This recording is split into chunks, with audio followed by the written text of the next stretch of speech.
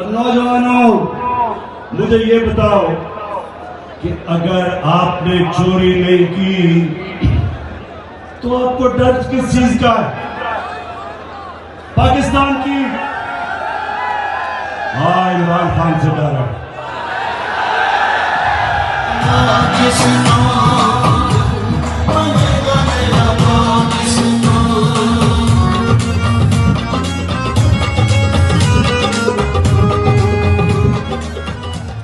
इसलिए डर है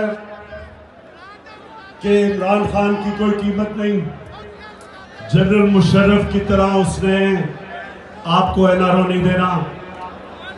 केसेस आपके पुराने हैं, एनआरओ मेरे से मांग रहे हो।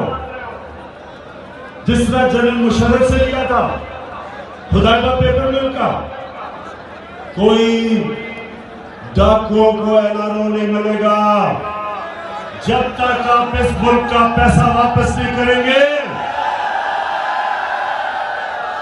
जब तक, ये सुन लो, जब तक, मैं अपनी कौम के सामने वादा कर रहा हूं, जब तक मैं जिंदा हूं मैं इनका पीछा नहीं छोड़ूंगा जब तक कौम का पैसा नहीं वापस करेंगे।